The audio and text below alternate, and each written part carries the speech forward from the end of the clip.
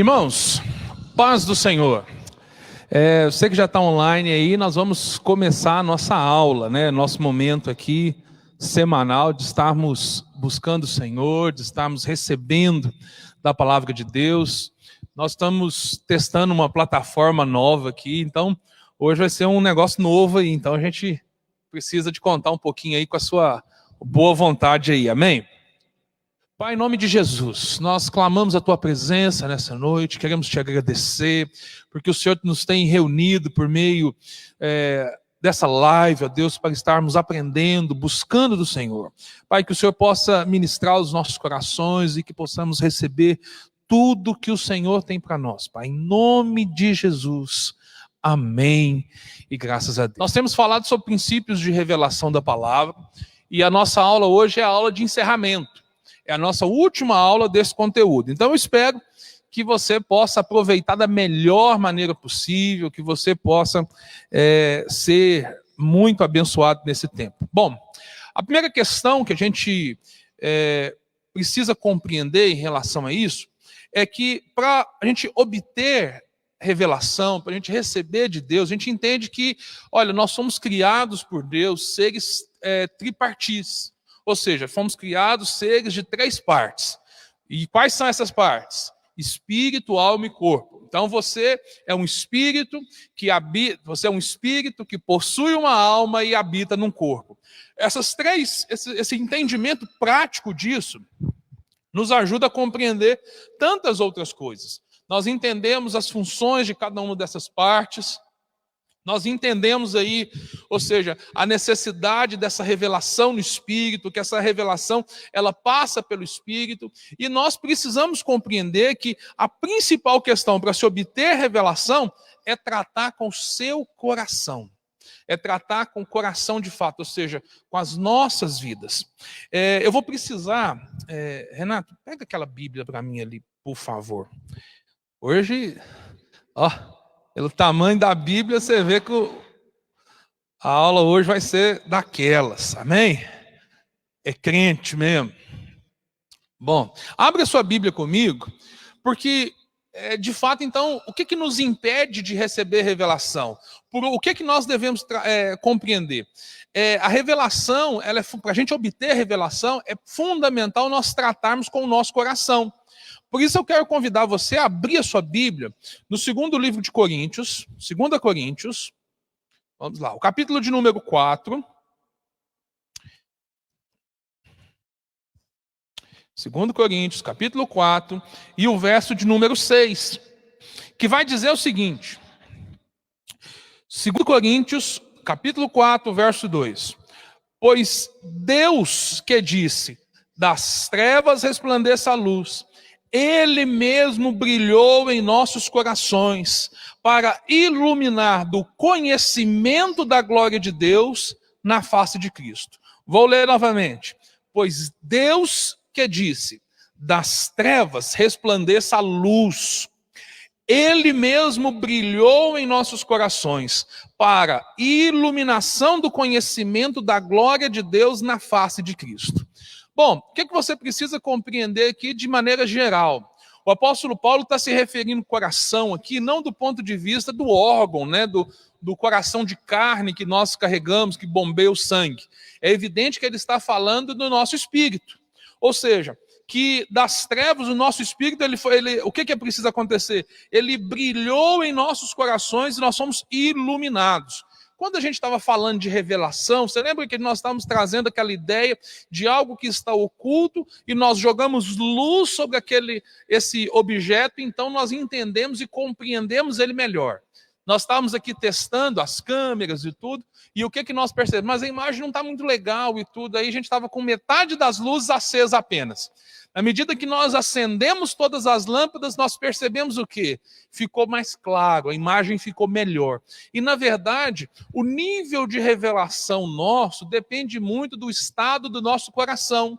E, na verdade, ou seja, a ação de Deus em nós, ela trabalha exatamente a partir disso. Se o nosso coração estiver com problemas, nós não perceberemos a luz de Deus. Isso fala do nosso relacionamento com Deus, da nossa maneira de viver com Deus. Então, para obter revelação, nós precisamos compreender que tratar com o nosso coração é importante. O apóstolo Paulo fala de um processo que vem das trevas, presta atenção, das trevas resplandeça luz. E aí está dizendo o seguinte, ele mesmo quem? O Senhor, por meio do Espírito Santo, ele brilhou em nossos corações. Ele brilhou em nossos corações para a iluminação do conhecimento da graça, da glória de Deus. Então, quando a gente vai olhar para essa imagem aqui que está sendo colocada, o que eu gostaria que você pensasse? É você entender esse processo. Quando você recebeu Jesus, o seu espírito foi regenerado, você recebeu de Deus, há uma unção que está dentro de você. E nós precisamos buscar revelação, que na verdade, ou seja, é essa ação de Deus em nós e trazendo esse conhecimento, esse saber que está em nós ao nível do entendimento. E nós sabemos que isso acontece no nosso espírito por meio do Espírito Santo. E aí, ou seja, o conhecimento intelectual, ele passa pela nossa alma. Então, para a gente compreender isso, o que acontece? Nós precisamos ter a nossa mente renovada. A renovação da nossa mente, do nosso ser, passa pelo entendimento da palavra. Amém? Então, de maneira geral, o que nós precisamos compreender? Para que possamos obter revelação, nós precisamos, primeiro, ter um coração consagrado a Deus. Mas vamos pensar assim, do que trata aí dessa ideia de consagração? Qual que é a ideia que vem na sua mente quando você pensa em consagração? Consagração é igual a separação. Quando você consagra algo, você está separando algo para o uso exclusivo de Deus. Há um texto na palavra de Deus que nós vamos ler, que está lá em Juízes. Vamos lá, Juízes, capítulo de número 16.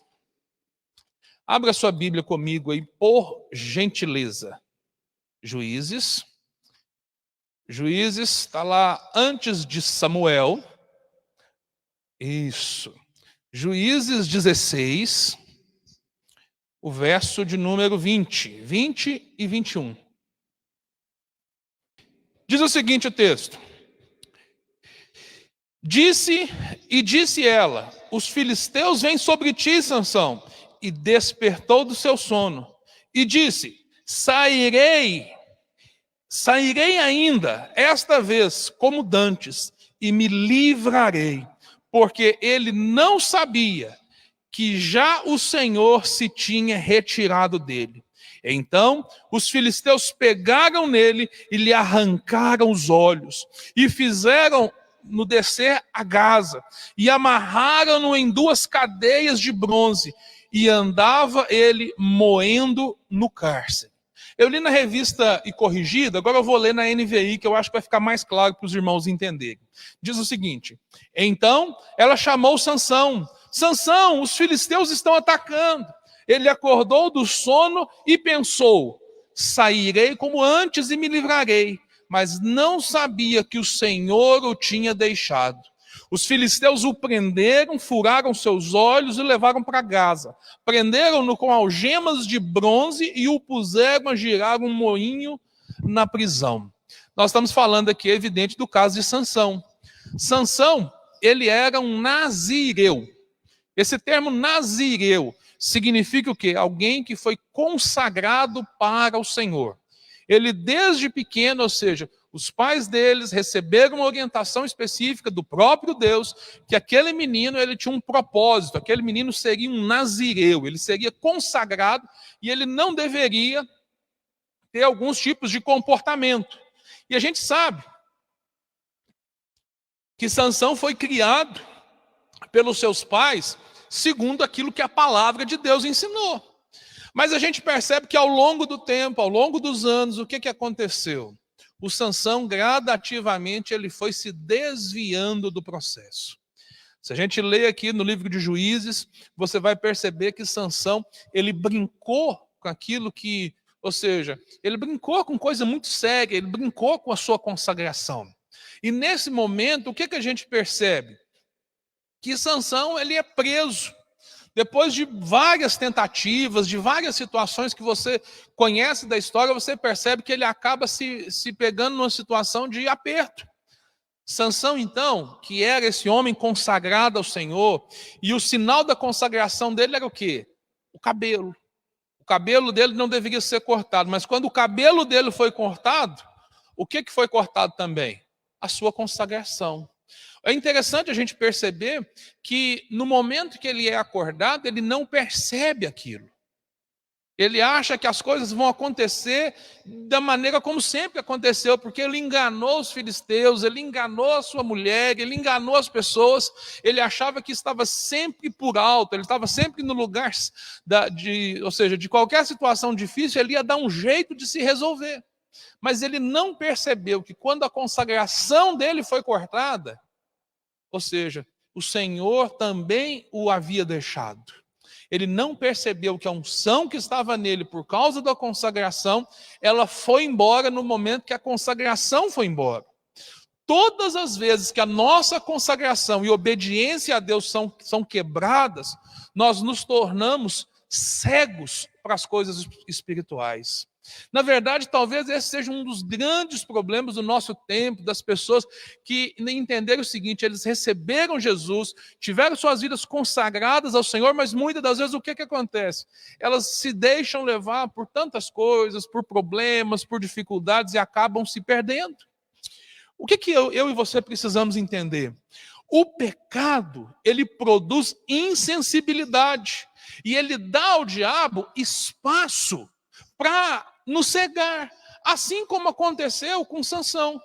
É importante você perceber que no momento que os filisteus pegaram Sansão, a primeira providência que eles tomaram foi o quê? Foi furar-lhe os olhos. Foi para não permitir que ele pudesse ver. Querido, é importante que você entenda que o inimigo ele age sempre da mesma maneira. O que nós precisamos aprender com o caso de Sansão? O inimigo ele quer nos tornar insensíveis para as coisas espirituais. Ele quer cegar para que a gente não consiga enxergar situações do nosso dia a dia com os olhos espirituais. Normalmente isso acontece quando nós quebramos a nossa obediência a Deus, a nossa consagração a Deus, quando nós começamos a fletar com as coisas deste mundo, com as coisas que nos distanciam de Deus. Talvez no seu coração aí você esteja pensando e refletindo sobre as situações e uma pergunta venha no seu coração, mas o tipo assim, qual que é o manual? Como que eu devo fazer? A Bíblia nos ensina que existe um padrão para nós. E qual que é esse padrão? O padrão, na verdade, olha só, eu posso todas as coisas. Pastor, o que eu posso fazer? Você pode fazer tudo. Mas mesmo aquelas coisas assim que são condenadas, não, você pode fazer tudo. Mas você vai perceber que nem todas as coisas te convêm. Então, ou seja, quando você caminha nessa linha de agir com aquilo que não é o melhor para você, ou seja, o que vai acontecer? Gradativamente você vai perdendo o nível de revelação, de entendimento. Vamos pensar uma coisa. Nós falamos isso semana passada. A principal oração do apóstolo Paulo pelos seus discípulos é o quê? Que eles tivessem revelação. E aqui nós estamos percebendo que uma das estratégias do diabo é fazer o quê? É impedir que você tenha revelação. Por quê? Porque na vida com Deus, a coisa mais importante é o nível de revelação que você tem de Deus. Quanto mais revelação de Deus você tiver, mais consagrado você será, mais eficaz no propósito que Deus colocou na sua vida você será. O que a Bíblia diz? O meu povo está sendo destruído por lhe faltar conhecimento. Nós poderíamos parafrasear esse texto dizendo o seguinte: o meu povo está sendo destruído por lhe faltar revelação. Bom, nesse tempo que nós estamos vivendo, se a gente for olhar para as nossas vidas, nós vamos perceber que há uma necessidade de nós enxergarmos esse momento com os olhos de Deus. Eu estava dizendo ontem que esse é um tempo que nós precisamos ver a oportunidade que nós temos de levar esperança para as pessoas. Porque as pessoas estão com o quê? Com medo. As pessoas estão temendo pelas suas vidas, as pessoas estão com muito medo de tudo isso que está acontecendo. E qual que é o papel da igreja? Levantar uma bandeira de esperança, amém? Então, ou seja, a primeira coisa, para que eu possa ter revelação, então, é eu tratar com o meu coração. É eu tratar com o meu coração, é eu ter um coração consagrado a Deus, voltado para Deus, entendendo o seguinte: aquilo que deve ocupar o primeiro lugar na minha vida é o Senhor, amém? Bom, pergunta que eu te faço hoje: como está o seu coração? Você pode dizer assim: o meu coração é consagrado a Deus, amém? Você pode dizer isso? Escreve aí nos comentários. Se você está assistindo aí mesmo, de fato, você é um desses preciosos aí. O fato de você estar reservando esse tempo para estar assistindo essa aula é uma prova que você está consagrando também o seu coração, o seu tempo para o Senhor, porque você poderia estar fazendo qualquer coisa, mas você separou esse tempo para receber essa aula. Isso é o quê? Você está consagrando esse tempo ao Senhor. Mas uma outra coisa que nós precisamos entender é que o nosso coração ele precisa ser ensinável. Com relação ao ensino, há dois tipos de erros entre os filhos de Deus. Bom, vamos compreender isso aqui. Bom, primeiro, há aqueles que possuem assim o complexo de Adão. Você sabe o que é essa síndrome, esse complexo de Adão? Eles são aquelas pessoas que julgam que eles não precisam aprender com ninguém, que aquilo que Deus vai ensinar para eles, eles vão receber sozinhos, porque afinal de contas, aí eles distorcem até a visão que Deus nos deu, entendendo o seguinte: olha, cada crente é um ministro, então o que acontece? Eu recebi a porção de Deus dentro de mim, então, ou seja, o que Deus quiser falar comigo, Ele vai falar direto ao meu coração. E aí é a ideia de Adão, porque Adão ouvia diretamente de Deus. Adão não tinha ninguém para lhe ensinar, a única pessoa que falava com Adão, ou seja, que ele ouvia a palavra de Deus, era quem? Diretamente. Infelizmente, existem essas pessoas que julgam que não precisa aprender com ninguém. Elas esperam que tudo, que Deus comece tudo outra vez por meio delas. Ou seja,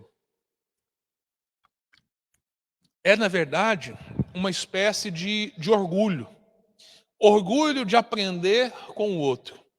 E aí a gente cai num erro muito grande, que grande parte das pessoas não percebe.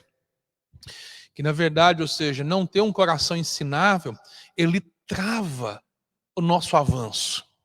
Porque Deus, ele é um Deus assim Deus tem bom humor, sabe? Deus é um Deus bem-humorado. E muitas das vezes, o que ele faz? Ele te dá o que você precisa na embalagem que você não quer. Ou seja, ele esconde o tesouro exatamente, ou seja, às vezes você acha que você é bom demais, que você é grande demais, que você sabe de todas as coisas, e com a pessoa lá muito mais humilde, ela não pode te ensinar. E na verdade, ou seja, Deus vai e coloca esse tesouro dentro dessa pessoa. E se você não entender que é necessário ter humildade para aprender com os outros, você deixa de receber esse nível de revelação. Por quê? Porque você está querendo receber do seu jeito, da sua maneira. E olha, se existe uma coisa que a Bíblia nos garante, é que Deus rejeita o soberbo. Às vezes não é nem o diabo, às vezes é o próprio Deus que está resistindo à pessoa. Por quê? Por causa do orgulho. Esse complexo de Adão, na verdade, é um grande erro. Mas há também aqueles que julgam já saberem de tudo, que não precisam aprender com mais ninguém, nem mesmo buscar revelações. Dizem que não, eu já sei. Eu tenho 50 anos de crente, eu tenho 250 anos de crente, eu aprendi com fulano, com ciclano, com beltrano, então eu posso fazer do meu jeito, porque eu já sei. Na verdade, é uma ignorância do mesmo tamanho do outro. E na verdade esconde um orgulho. E o que a Bíblia diz? Deus resiste a tais pessoas. Eu estou te dizendo isso e às vezes você fala assim, mas será que é assim mesmo? Vamos para a Bíblia? 1 Pedro, abra sua Bíblia lá. 1 Pedro, olha o que diz. 1 Pedro.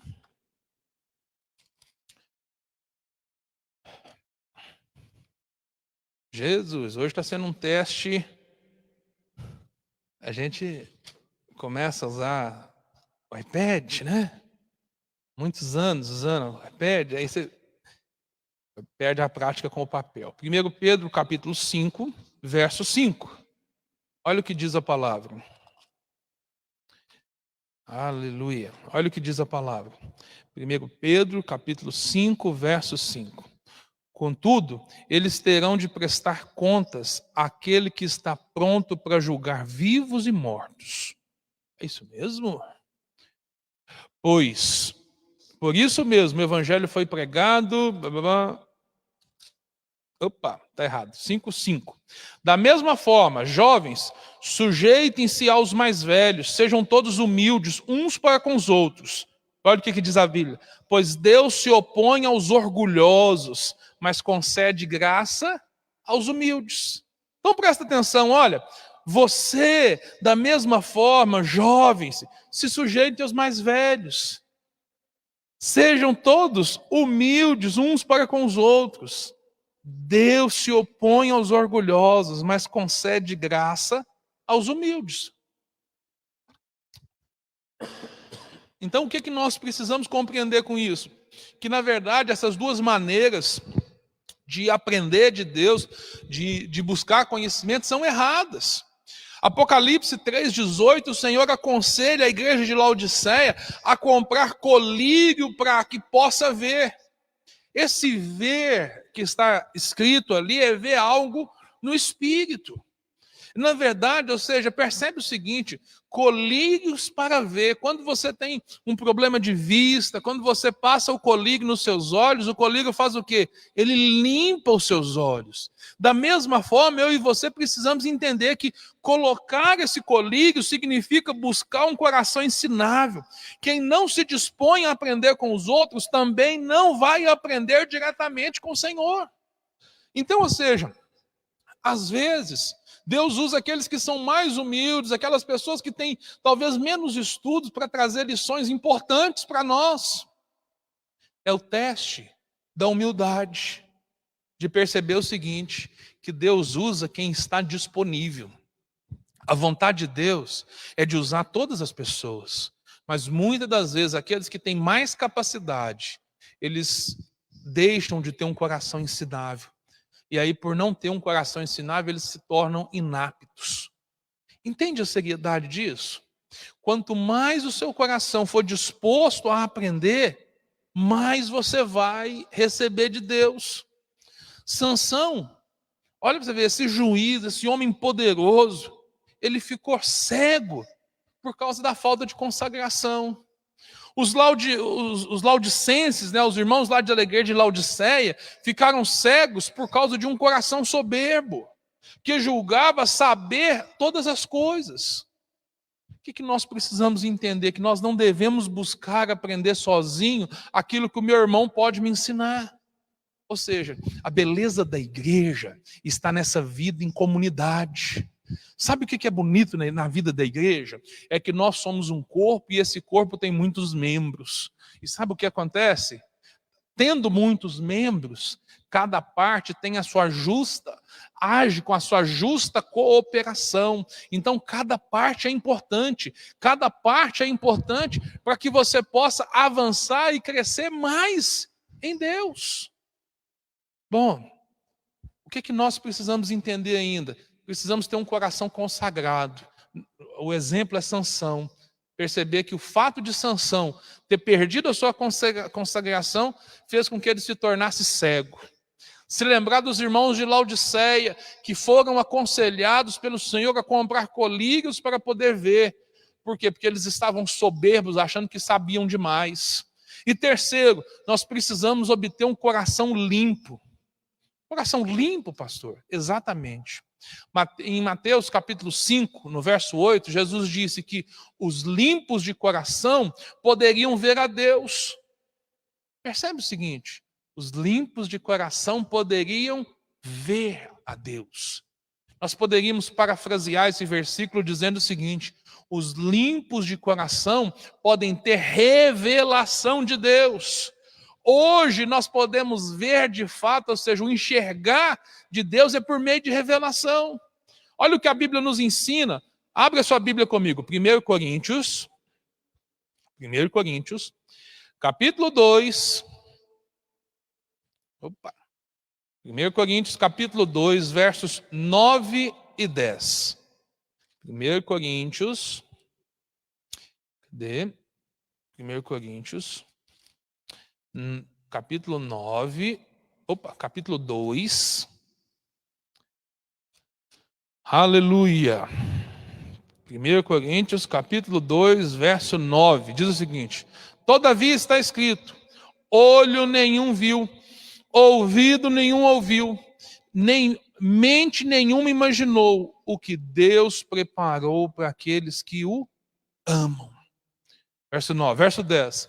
Mas Deus o revelou a nós por meio do Espírito. Por meio do quê? Do Espírito. O Espírito sonda todas as coisas, até mesmo as coisas mais profundas de Deus. Então presta atenção. Olha a forma poética que o apóstolo Paulo está dizendo. Eles citam a parte da palavra de Deus, que está em Isaías capítulo 64, verso 4. Ele cita lá dizendo o seguinte: olha, nem olhos viram, nem olho nenhum viu, ouvido nenhum ouviu, mente nenhuma imaginou. Olho, ouvido e mente. Do ponto de vista o quê? Natural. Ouviu ou imaginou, ou mente nenhuma imaginou o que Deus preparou para aqueles que o amam. Então, ou seja, com os olhos naturais, nós não conseguimos compreender as coisas de Deus. E o verso 10 vai dizer: mas Deus o revelou a nós por meio do Espírito. E aí ele explica: o Espírito, ele sonda todas as coisas, até mesmo as coisas que estão mais profundas, as coisas mais profundas de Deus. Na versão corrigida vai dizer o seguinte: o Espírito penetra todas as coisas, ainda as profundezas de Deus. Então, ou seja, o que nós precisamos compreender? Não é suficiente apenas ter um coração limpo, mas o nosso coração ele precisa ser puro. Eu gosto de usar uma ideia, preciso você compreender isso. Primeiro, que ser limpo não significa não ter pecado oculto. Mas ter um coração puro significa ter um coração sem mistura. Imagina o seguinte: uma coisa é você ter um copo de água limpa. Outra coisa é você ter um copo de água com açúcar. Ambos são limpos, concorda? Vamos imaginar aqui, ó, essa garrafa aqui, ó. Qual é essa aqui? Essa garrafa aqui, o que acontece com ela? Está limpo. Beleza. Essa água aqui está limpinha. Se eu coloco um pouco de açúcar aqui, eu estou sujando a água, sim ou não? Ela está se tornando imprópria para o uso, sim ou não? É lógico que não está. Você vai fazer o cafezinho agora, até parece que agora bateu um cheiro de café aqui, não sentiu? Sentiu aí, Renato? Eu senti, os vizinhos aqui ainda estão fazendo café. Aleluia. Se você for vizinho, estiver assistindo essa aula, aleluia. Então, traz o café para nós aqui, que vai ser bênção. Mas presta atenção. Então, ou seja, a diferença aqui, na verdade, é que ambos os copos são limpos, mas esse segundo está misturado. Existem muitas coisas que não são pecaminosas, mas tornam o nosso coração misturado. E aí você pode pensar na maneira como muitas das vezes você vive. Lembra do que nós estávamos fazendo? Você pode todas as coisas, mas nem todas te convêm. Você pode fazer o que você quiser, e o apóstolo Paulo repete isso. Olha, eu posso todas as coisas, mas nem tudo me convém. E aí ele repete: eu posso todas as coisas, mas não me deixarei dominar por nenhuma delas. Ter um coração puro é ter um coração para Deus, onde Deus é prioridade. Agora, eu posso amar Deus, eu posso gostar de Deus, eu posso saber todas essas coisas, mas eu posso escolher viver um coração dividido. Com o quê? Com as coisas desse mundo. O próprio Deus nos orientou a fazer o quê? Não ajunte tesouros aqui na terra, mas ajunte tesouros aonde? Nos céus. Consegue perceber a diferença? Sim ou não? Vamos seguir. O Salmo 73, verso 25, vai dizer o seguinte: que mais tenho eu no céu? Não há outro em que eu me compraza na terra. Ele está dizendo o seguinte: o meu prazer está nas coisas do céu. As coisas deste mundo não me dão alegria. Davi é conhecido como um homem segundo o coração de Deus. E por que ele recebeu esse título, essa expressão? Porque na sua conduta, ele dedicou a sua vida inteiramente colocando ela a Deus. Significa que ele não errou? Significa? Evidente que não. Em algum momento da sua vida, com certeza ele errou. Mas olha, durante a sua vida toda, ele procurou se manter um coração limpo, sem mistura, puro. E isso é o que eu e você precisamos entender, precisamos compreender. Então, olha, nós precisamos ter um coração consagrado, nós precisamos ter um coração ensinável, nós precisamos ter um coração limpo. E em quarto, nós precisamos ter um coração sem véu. Vou te dar um exemplo. Essa câmera que está nos filmando, se nós pegarmos um pano e cobri-la, o que vai acontecer? Ela vai continuar funcionando, mas você deixa de me ver. Por quê? Porque a cobertura, esse véu, impediu a você que está aí poder nos assistir. 2 Coríntios, quero ler esse texto, importantíssimo. Abre aí na sua Bíblia. 2 Coríntios, capítulo 3, verso 15. Olha o que diz a palavra do Senhor. E até hoje, quando é lido Moisés, o véu está posto sobre o coração deles.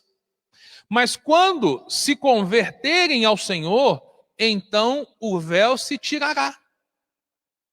Olha que interessante. Vou ler agora na NVI. Verso 15. De fato, até o dia de hoje, quando Moisés é lido, um véu cobre os seus corações. Mas quando alguém se converte ao Senhor, o véu é retirado. Quer ver um exemplo disso? Pensa em você. Antes de você se converter, qual que era o entendimento que você tinha da palavra de Deus? Comparando o que você sabia antes com o que você sabe hoje. Hoje você tem mais ou menos revelação? O que acontece? Quando nós recebemos Jesus, quando nós nos convertemos, o véu é retirado. Por que ele está dizendo isso? Porque antes nós estávamos mortos. Antes nós não tínhamos comunhão com Deus. O nosso espírito estava morto. Mas agora o nosso espírito foi regenerado. E aí a gente passou a entender as coisas de maneira espiritual. É o que Paulo diz lá em 2 Coríntios, no capítulo 5, verso 16 e 17. Agora, nós não enxergamos mais as coisas do ponto de vista natural, mas nós enxergamos do ponto de vista espiritual, porque as coisas velhas se passaram e tudo se fez novo. Aquele que está em Cristo é nova criação. Então, ou seja, a sua maneira de enxergar foi alterada. Nós estamos colocando sobre... Agora, o que acontece? O grande problema é que muitas das vezes a gente coloca ações, situações na nossa vida que nos impede de ver. Quando Paulo estava dizendo isso, ele estava se referindo aos judeus, porque os judeus conheciam a palavra, conheciam a Torá, eram profundos conhecedores. E talvez ele está fazendo referência a ele mesmo. Porque se você se lembrar da história de Paulo, você vai se lembrar que quando ele estava no caminho de Damasco, perseguindo a igreja, ele achava que ele estava certo. E aí o que aconteceu? Quando ele teve um encontro com Jesus, ele caiu ao chão. E o que a Bíblia diz? Que ele ficou cego. Por que ele ficou? Porque aquilo ali é uma representação natural do que já estava acontecendo espiritualmente. Por quê? Ele conseguia enxergar do ponto de vista natural, mas ele não conseguia enxergar do ponto de vista espiritual. E aí o que acontece? Ele fica 3 dias. E aí ele vai fazer o quê? Ele vai jejuar, ele vai orar, e ele começa a ter experiências com Deus. E aí quando Ananias, pensa bem, quando Ananias chega lá na casa do Simão, onde ele estava, e Simão não, de Judas, né? Enfim, ele chega lá, impõe as mãos sobre ele, o que ele fala? Irmão Paulo, o Espírito Santo me mandou aqui para orar e etc e tal, coisa, então volte a enxergar. E aí a Bíblia fala que foi como se escamas caíssem de seus olhos. Sabe o que estava caindo? O véu. O véu estava sendo retirado. E, na verdade, os judeus, eles sofreram exatamente disso. Os fariseus não conseguiam ver que Jesus era o Messias. Por quê? Porque o véu da religiosidade estava impedindo. Agora, estamos colocando sobre o nosso coração um véu todas as vezes que tentamos nos relacionar com Deus com base no mandamento da lei. Pastor, o que é isso? Presta atenção. Olha a ideia de lei e graça. A verdade, graça e verdade vieram por meio de Jesus Cristo. Então, ou seja, quando nós recebemos Jesus, nós precisamos entender que nós precisamos nos relacionar com Deus com base no quê? Não no sacrifício nosso, mas no sacrifício de Jesus. Se você olhar a lei, exemplo, os 10 mandamentos, que é o resumo de toda a lei, o que ele vai dizer? Ele vai fazer de ações que você deveria fazer. O próprio Jesus repete a lei. Uma pessoa fala, Senhor, do que é a lei? Ele resumiu a lei em 2 coisas. E ele fala o quê? Amarás o teu Deus, amarás Deus acima de todas as coisas e o teu irmão como a ti mesmo. Essa é a lei. Percebe o seguinte, de quem que é a ação? Quem que é o sujeito da ação? Eu tenho que amar a Deus acima de todas as coisas e o próximo como a mim mesmo. Então quem tem que amar sou eu. Na lei, então, ou seja, se eu não consigo, presta atenção, me acompanha. Se eu não consigo amar o meu próximo como a mim mesmo, eu estou cumprindo a lei, sim ou não? Não. Eu estou falhando. E aí sabe o que acontece? Eu estou sendo falho em relação à lei. Sabe quem foi a única pessoa que conseguiu cumprir a lei? O próprio Jesus. Porque mais para frente, ele vai dizer o seguinte para os seus discípulos: vocês devem amar uns aos outros como eu vos amei. Eu devo amar as pessoas não como eu amo a mim mesmo, mas como Cristo me amou. O que muda para a gente com base na lei e na graça? A lei é a tentativa do ser humano agradar a Deus com base nos seus atos. Eu vou fazer isso para agradar a Deus, eu vou fazer aquilo para agradar a Deus, eu não vou pecar para agradar a Deus, porque quando eu peco, eu desagrado a Deus e etc e tal, eu vou fazer isso. Eu estou tentando me relacionar com Deus na base do merecimento. Eu vou conseguir. E a graça é o quê? O Senhor já cumpriu. Eu sou amado, eu sou filho. Então o que acontece? Eu me relaciono com Deus, presta atenção, eu me relaciono com Deus não com base naquilo que eu fiz ou que eu faço. Porque eu sei que por mais que eu me esforce, eu vou errar. Mas eu me relaciono com Deus com base naquilo que Jesus fez. E Jesus cumpriu toda a lei. E por causa disso, eu tenho livre acesso diante do Pai. Amém? Então, ou seja, eu preciso tirar esse véu. Muitas pessoas estão colocando o véu da religiosidade sobre as suas vidas e impedem de se relacionar com Deus por causa disso. Quinta coisa, para me obter a revelação, eu preciso, retirar o véu. Mas eu preciso estar cheio da palavra de Deus. Se eu desejo receber revelação da palavra, eu preciso me encher com ela. A palavra de Deus, escreve aí, a Bíblia é a matéria-prima da revelação. Você vai fazer um bolo de fubá, bacana? Faz o bolo de fubá e chama para a gente tomar café na sua casa, vai ser bênção. Vou com maior alegria, a gente vai sem aglomeração nenhuma, entendeu? A gente vai ser tranquilo, vai ser bênção. E aí o que acontece? Você vai fazer o bolo de fubá. E aí você olha no armário lá e percebe o quê? O pastor está vindo para comer o bolo, para a gente tomar esse café, mas não tem bolo de fubá. Tem como fazer bolo de fubá sem fubá? Não tem. Agora, tem gente que está orando e fala assim, ai Deus, eu quero conhecer a tua vontade, eu quero ter revelação do Senhor, Senhor, me dá revelação, eu quero entender os teus mistérios, fala comigo, aleluia. Mas você está lendo a palavra? Não, não estou lendo, não. Bom, aí dificultou. Não tem jeito. A revelação, ela é no Espírito, mas a minha mente deve começar se enchendo da palavra. É o que diz a 1 Coríntios, capítulo 15, 46. Não é primeiro o espiritual, e sim o natural. depois o espiritual. Então, ou seja, o que eu faço? Primeiro, eu encho a minha mente da palavra de Deus. E aí o que acontece? Meu espírito ilumina minha mente. E aí eu entendo. Acontece o quê? Revelação. Para o meu espírito ter luz, a minha mente, ela precisa ter esse ingrediente, chamado o quê? Palavra de Deus. Há dois termos que nós usamos no original, que são igualmente traduzidos na sua Bíblia por palavra, nas nossas Bíblias em português. E esses dois termos são o quê? Logos e rema.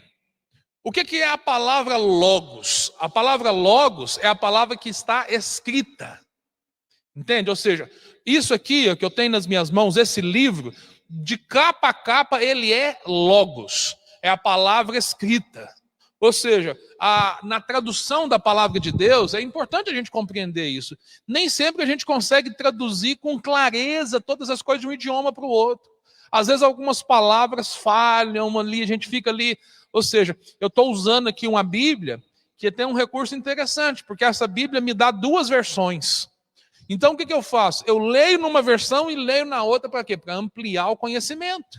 Porque às vezes uma palavra que a gente traduz diferente amplia ou até mesmo assim, dependendo da situação, muda o sentido. Agora, essa palavra logos é a palavra, ou seja, que foi dada por nós. Agora, o que eu preciso entender? Que o Espírito, ele escolheu esses termos para nos mostrar uma tremenda diferença entre o que existe na palavra escrita e na palavra viva. O que é o logos? Mais uma vez, é a palavra escrita. Escreve aí, logos, palavra escrita. Escreve aí nos comentários para você gravar. Logos, palavra escrita. E rema é a palavra viva. Vou te dar um exemplo disso de maneira bem clara para você entender. Logos é aquilo que Deus falou, que foi registrado para nossa orientação. Esse logos, ele contém o que Deus falou pelos profetas e por meio do Filho. Está lá em Hebreus capítulo 1, verso 12. Havendo Deus usado homens durante anos, aprove nesse tempo usar o seu Filho Jesus para que nos ensinasse tudo. É o que está lá no início do livro de Hebreus. Agora, sem o conhecimento da palavra escrita, que é o logos, nós nunca chegaremos à experiência da palavra viva, que é rema. Então, ou seja, vamos entender o seguinte: o logos é a ideia do natural, é o que nós recebemos primeiro. Lembra? Primeiro vem o natural. Primeiro você lê a palavra, você lê o logos, que é a palavra escrita, aquilo que os profetas, que os apóstolos escreveram. Na sequência, o que acontece? O Espírito Santo vem, ilumina essa palavra dentro de você e transforma essa palavra em rema, que é a palavra viva. Imagina o seguinte: tem dias que você pega um texto da palavra de Deus, e você lê aquele texto e às vezes não faz diferença nenhuma. Mas de repente, outro dia você pega aquele mesmo texto, você olha para ele e você lê, e o que acontece? Aquilo muda a sua vida. O que está acontecendo? Por meio da ação de Deus, aquela palavra, aquela logos, que já estava escrita, ela se transformou em rema. O logos, então, ele é o fundamento do rema. Então, para eu obter o rema, que é a palavra de Deus que vem direto para mim, essa palavra do Espírito, eu preciso antes conhecer o logos. Primeiro é o natural, depois o espiritual. Primeiro devemos ter a mente cheia de logos, para que o Espírito nos traga o rema. Agora vamos entender, ficando claro o que é logos? Está claro? Sim ou não? Está claro mesmo? Posso continuar? Escreve aí. Rema, palavra viva, isso aí, aleluia. Vamos lá, o que é o rema? O rema, apesar de ser traduzido de maneira à semelhança de logos, como palavra na Bíblia, rema tem um significado muito diferente. Logos é a palavra falada, que se tornou escrita, mas o rema é a palavra de Deus e que está falando conosco pessoalmente, aquela palavra que está queimando dentro do nosso coração. É o que eu acabei de dizer para você, é o seguinte, é essa experiência que você tem de, às vezes, se relacionar com o texto da palavra e perceber o seguinte, de uma hora para outra, aquele texto ganhou um significado muito grande. Mateus capítulo 4, verso 4 diz o seguinte, está escrito, não só de pão viverá o homem, mas de toda palavra.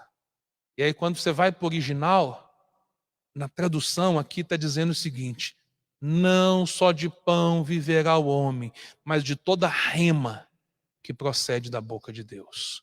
Toda palavra que procede da boca de Deus. O que eu entendo? O que você precisa entender? Tanto logos como rema são palavra de Deus, mas a primeira é a palavra escrita, enquanto a segunda é a palavra de Deus falada a nós em uma ocasião específica.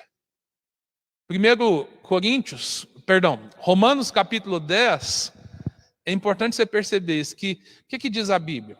A fé, ela vem pelo ouvir da palavra, e o ouvir pela palavra de Cristo. Então, ou seja, o que acontece? O que gera fé em você? É quando você está ouvindo a proclamação da palavra, e isso está se transformando em rema dentro de você. O que nós compreendemos com isso tudo? Vamos aprofundar. Todo rema é baseado no Logos. Por quê? O alicerce da experiência com Deus, da revelação de Deus, é a palavra de Deus. É a segurança que nós temos. Como que eu posso ter segurança que é Deus que está falando comigo? Ou seja, eu devo enquadrar todas essas coisas aonde? No plano de Deus. Nós não podemos ter logos sem o rema. Olha para você ver.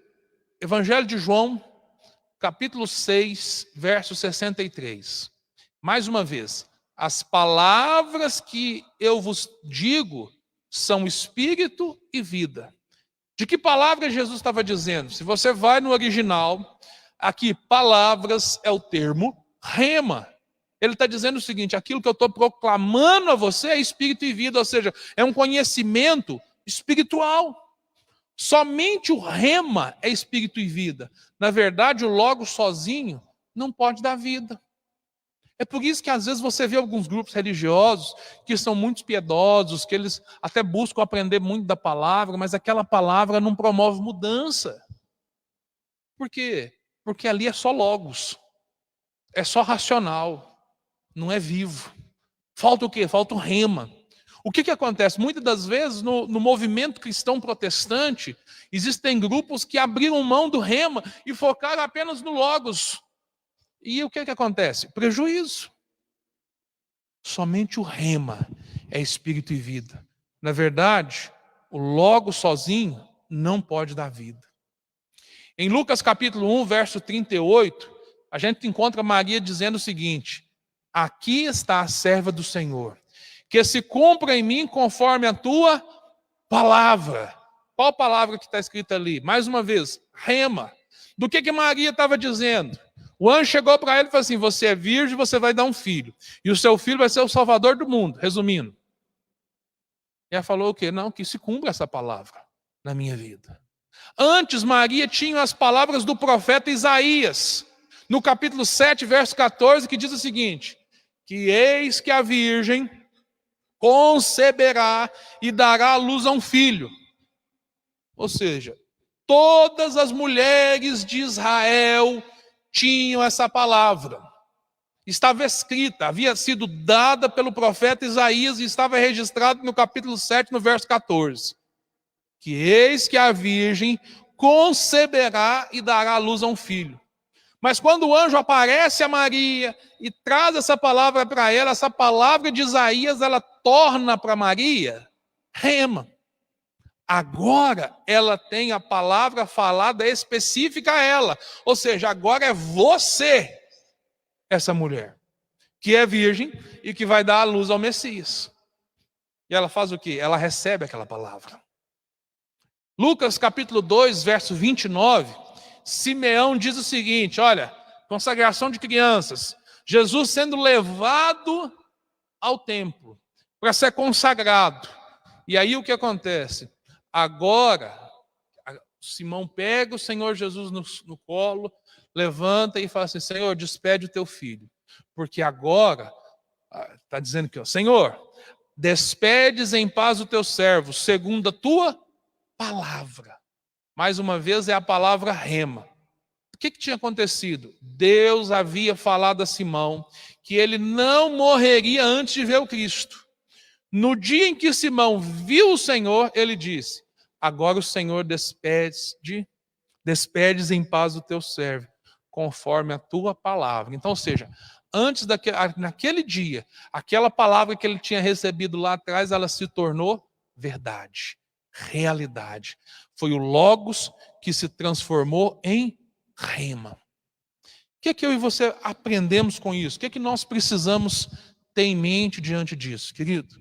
Nós precisamos compreender, alinhar o nosso coração para a gente obter revelação, para a gente obter o rema de Deus nas nossas vidas.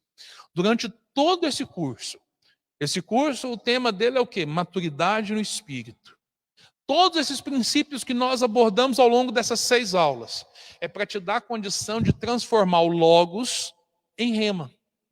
Compreende isso? Ou seja, aqui é que nós precisamos avançar, posicionar o nosso coração no lugar certo, para que a gente possa ser iluminado pelo Espírito. E ao final desse curso, nós possamos ser homens e mulheres cheios de Deus, cheios de revelação. E eu não tenho dúvida que esse conteúdo, esse Logos que será ministrado nesses dias, ele pode se transformar em rema na sua vida e mudar a história da sua vida, da sua família, daqueles que vivem com você. Você crê nisso? Amém ou não amém? Qual que é a oração que nós queremos fazer hoje? Senhor, gera o rema dentro de nós. Gera esse rema dentro de nós. Mas para isso, é necessário que você faça o quê? Que semana após semana, nós estejamos aqui estudando o quê? O Logos. A partir da semana que vem, ou seja, das próximas aulas, a gente começa uma nova matéria.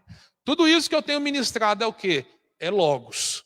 Mas à medida que eu estou ministrando, muitas dessas coisas estão se transformando em rema dentro de você. Eu não tenho controle sobre isso. Mas você pode potencializar isso à medida que você busca, que você abre o seu coração, que você tem um coração ensinável, que você tem um coração consagrado, que você tem um coração limpo, à medida que você tira o véu da religiosidade, que você se relaciona com Deus da maneira como Deus espera que você se relacione. Amém? Amém ou não amém? Glória a Deus. Bom, 2 coisas importantes. Semana que vem, nós vamos fazer uma aula aqui especial. Vou convidar a pastora Dejane para participar conosco, certo?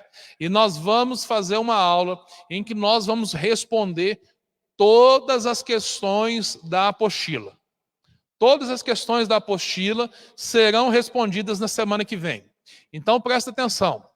Na semana que vem, nós vamos fazer isso, para fazer uma revisão geral naquilo que nós aprendemos nessas 6 aulas.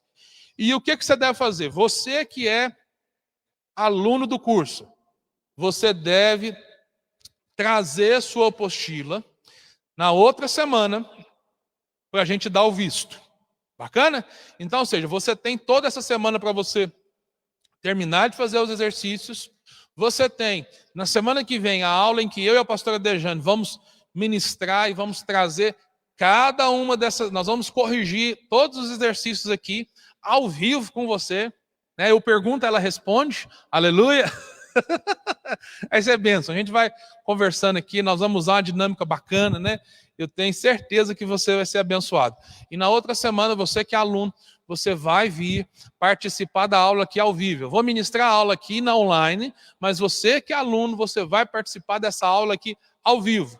Nós vamos estar com o auditório montado aqui, então eu vou ministrar para você e para os demais alunos que estarão aqui conosco também. Amém? Amém ou não amém? Então, ou seja, essa próxima semana, revisão, na outra semana a gente começa o conteúdo novo. Bacana? Deus abençoe sua vida. Muito obrigado por estar conosco. Eu quero orar por você, abençoar a sua vida. E eu gostaria que você deixasse aí nos comentários. O que você achou? Foi bacana a aula? Chegou beleza para você o som, o vídeo? A gente está testando uma plataforma nova. Ontem nós tivemos alguns problemas aí e a gente passou assim muita dificuldade. Hoje Deus abriu essa porta aqui, a gente está testando. Quem sabe coisas novas vêm por aí também, né? Amém? Vamos orar então? Pai, em nome de Jesus, sobre a vida dos teus filhos, eu quero neste momento, Deus, te agradecer, pedir que o Senhor continue abençoando e que eles possam receber tudo que o Senhor tem para eles, Pai. Em nome de Jesus nós oramos, ó Deus, e te agradeço por cada um deles, por essa palavra que nós recebemos, Pai, em nome de Jesus. Amém e graças a Deus. Deus abençoe, até mais.